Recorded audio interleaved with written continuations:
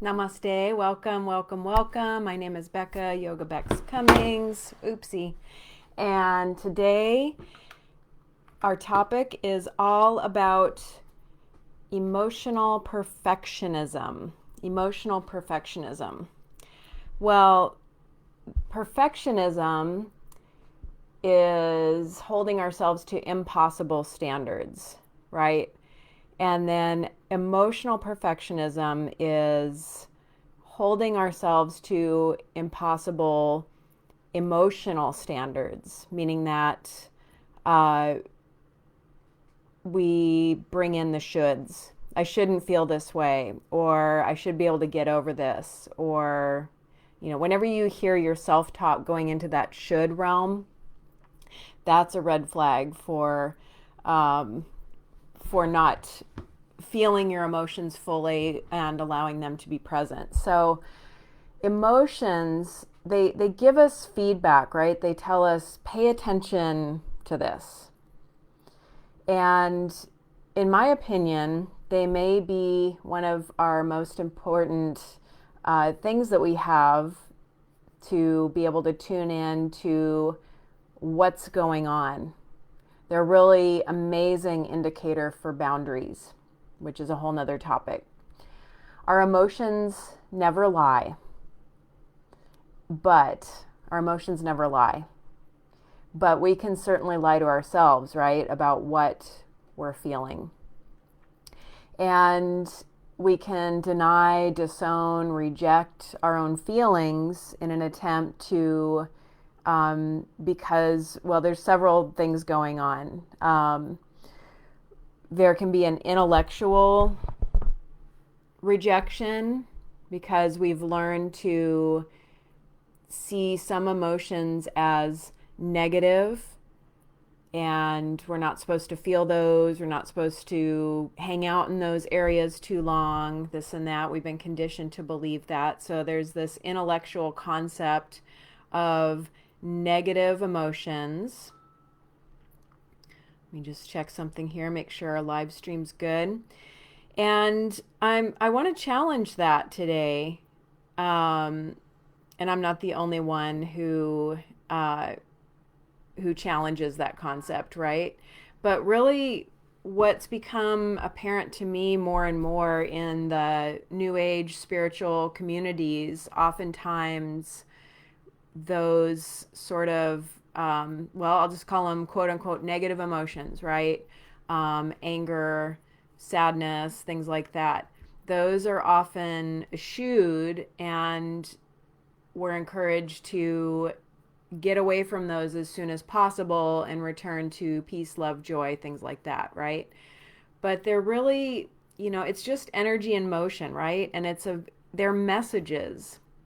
Emotions are messages and messengers, and they're feedback that we're receiving to what we're perceiving and also to what our perspectives are, how we're seeing things, like what we're seeing, what's coming in, what our senses are bringing in, and the meaning we're ascribing to those, to that situation or other person or whatever's happening, or our own internal relationship to ourself. That's another big one, based on our beliefs, our perspective. Okay, so that's one thing to think about is um, just challenging that concept of seeing some emotions as negative. And we're going to talk more about that here in a moment. The second thing I want to bring up is, again, the shoulds. My yoga teacher, Nancy Ruby, talks about, stop shoulding on yourself. I should be more positive. I should, be able to let this go. I should do this or I shouldn't do this. And really notice that sort of self-talk, because that can be a really great thread to grab a hold of and see, start pulling on that thread and see, like, what is the origin of that mindset, of that assumption, of that. Sometimes it's a condemnation of ourself or others. And so that's sort of an inner thing to tune into. And then an outer thing, and outer thing would be like our expression of them. Just look at social media, for example, right? We often see this sort of these personas that people are presenting to the world. And we feel obligated a lot of times to present a certain face or a certain amount of positivity to the world. And this, when we do that to excess and we're not feeling and owning and having opportunities to express our emotions, we start to have stress, anxiety, depression, and we can start to become distanced from our own emotional body, which again is a great tool that we have, a great feedback mechanism to tell us pay attention to this.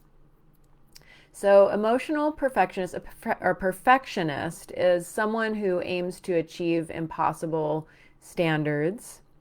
And emotional perfectionism is that in regard to our emotions. So, placing impossible standards on how we feel, right? And again, this can lead to anxiety, stress, depression, and disconnect. And these emotions are simply messages and messengers. They're messages from us to us, because that's what we're feeling, right? And they're a signal, excuse me, of what matters to us.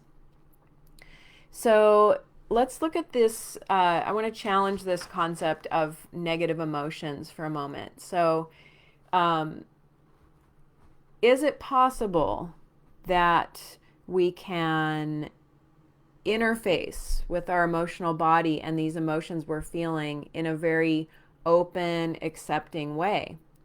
One model I love for this, for the emotions, the spectrum of emotions, is by, is his name, Robert Plutchik, a psychologist. And there are many models out there, but this one I love because he studied animals and humans and came up with these categories and this way of relating to your emotions.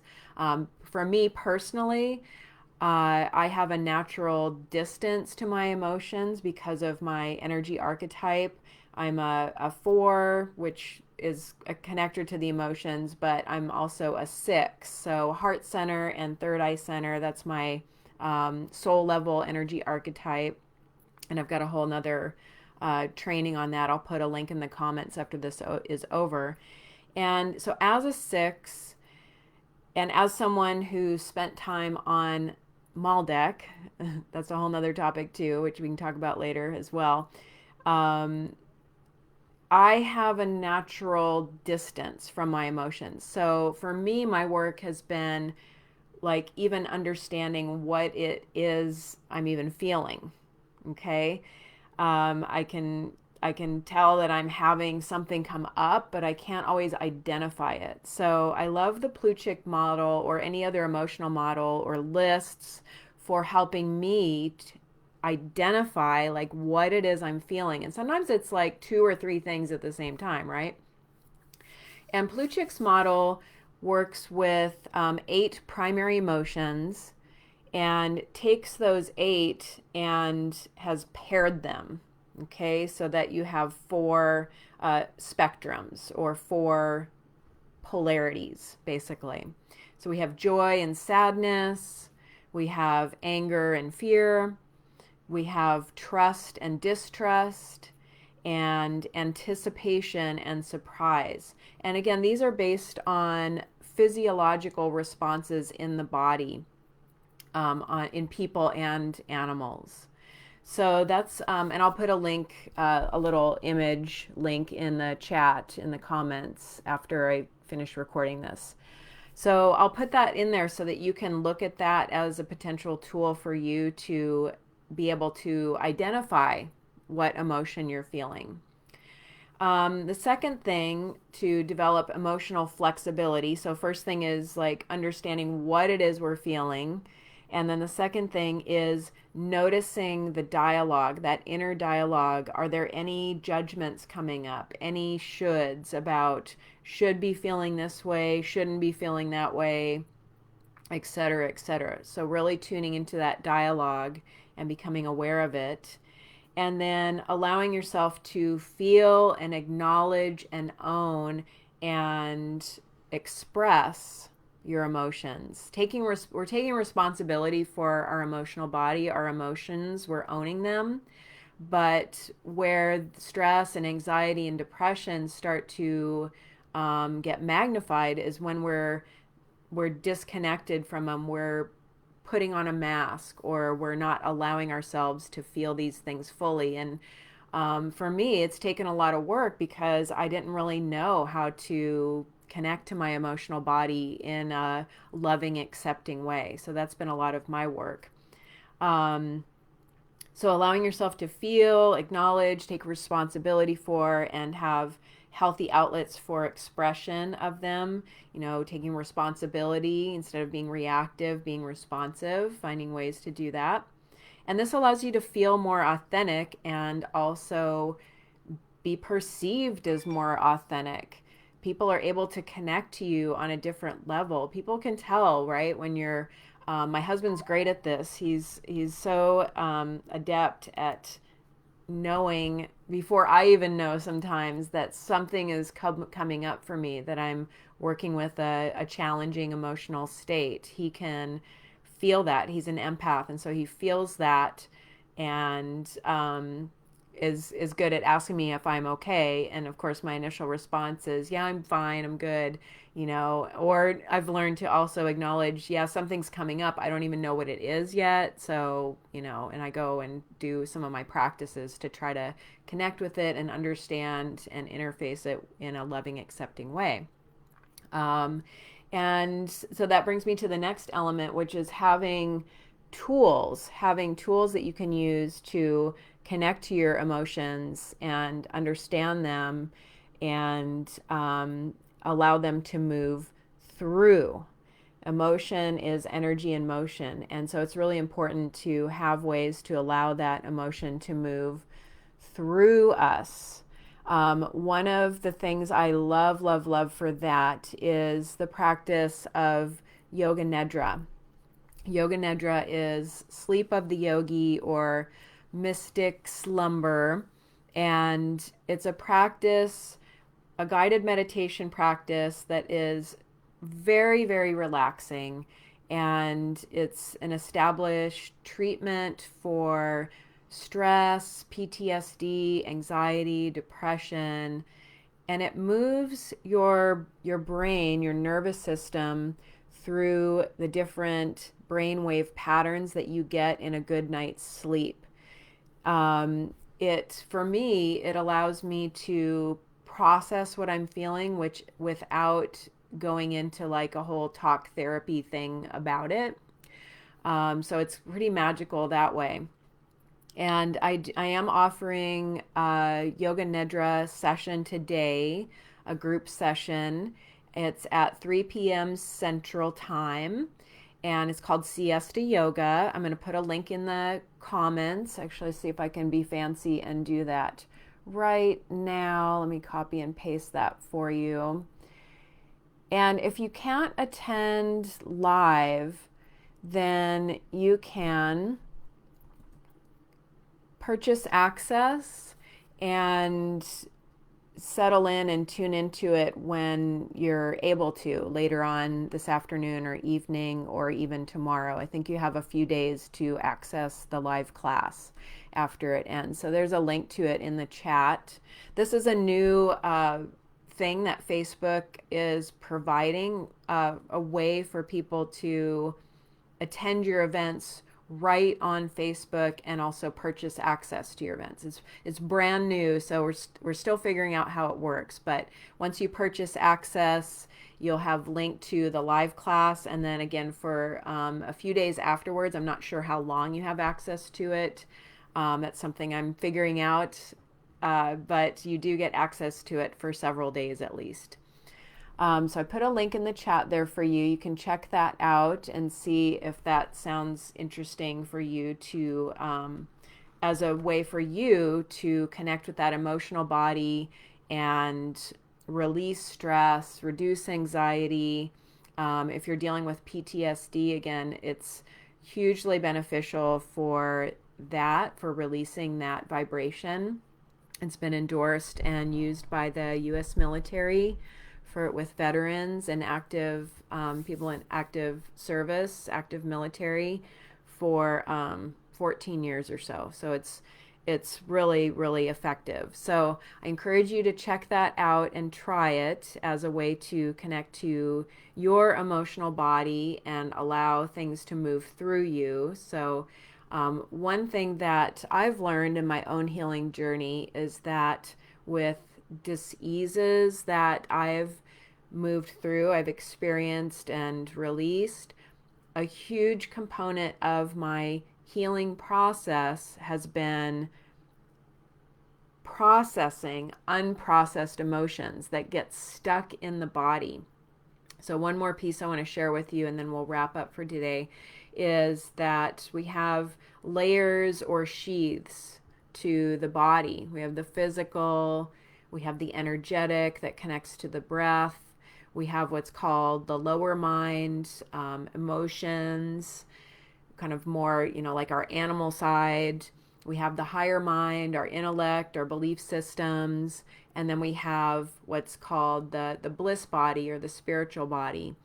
And each of those, except for the physical body, that's the most dense and, discrete one that you can touch and feel and everything. But as things occur in those other bodies, they also affect the physical body, and sometimes we can have things that get kind of lodged or stuck in the physical body. Unprocessed emotions are a huge factor in disease. So when you're working with healing yourself, having a way to process those unprocessed emotions is huge. And I love Yoga Nidra for that. And there's other things as well that work.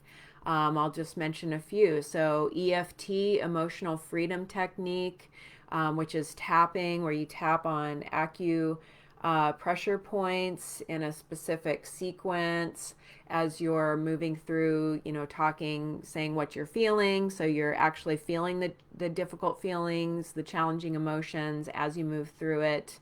And then affirming that even though you feel this way, you love and accept yourself, and you allow yourself to talk through it as you move through these different tapping points. That's profoundly effective as well. Breath work. I love breath work for that. And my friend and colleague Reagan has been offering breathwork, free flow breathwork sessions. She's got one tonight. Also put a link in the chat in case that's something that you want to try out.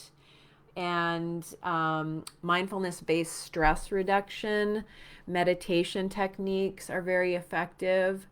And journaling. Journaling is a great practice for processing our emotions as well.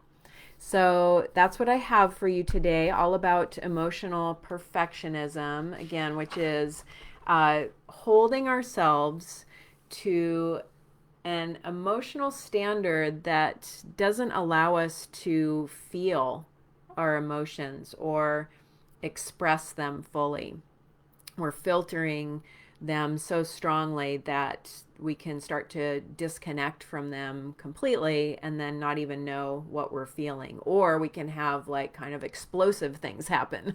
Like if we're pushing away, anger again and again and again, it can start to boil and then overflow sometimes into rage. Okay.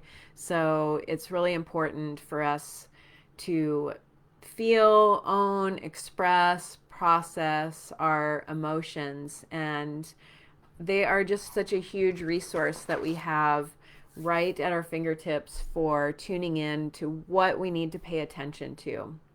And just taking time to go down to connect with ourselves in that way and explore, like pull in that thread, get a hold of that thread, like what emotion I'm feeling, and then what is the meaning? Like, what needs to happen?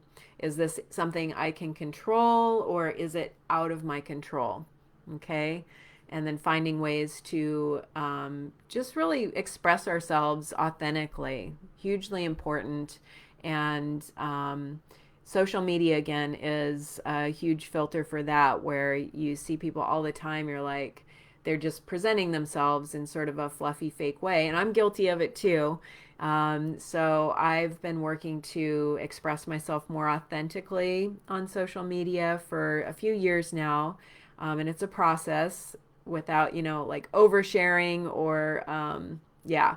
So finding healthy ways to express where it's not, it's within appropriate socially. It's appropriate socially to express these things. And it allows us to, I have to say, the posts that I've done where I've been more vulnerable and express some challenging things that are coming up for me, it creates stronger connections between my friends and family, and me to myself as well. So it does allow us to connect more authentically and fully to ourselves, to each other, and to the world as we take responsibility for our own emotions and find ways of expressing them. And again, I'm here to challenge that concept that some emotions are negative. I think there are challenging emotions, but it's, that's the whole thing that we get into. Like, if that's denying it, when you call it negative, that's denying what you're actually experiencing. So that is what I have for you today. Do check the comments. I'm going to put some links in there for you right now. I put the siesta yoga link so you can sign up for that. That's today at 3 p.m. Central, and it's about 45 minutes. We're going to do a relaxing guided meditation that moves you through the koshas, or the sheaths of the body, in a very relaxing way. That's why it's called siesta yoga. Hugely beneficial. And you can purchase access for that and attend it live, or you can purchase access and then listen when it's a good time for you. If 3 p.m. Central doesn't work for you, you can go ahead and sign up and then just do the practice when it's convenient for you. So thank you for being here. Thank you for tuning in with me today. Really appreciate y'all. And I wish you the very, very best in your healing, holing journey. Namaste, y'all.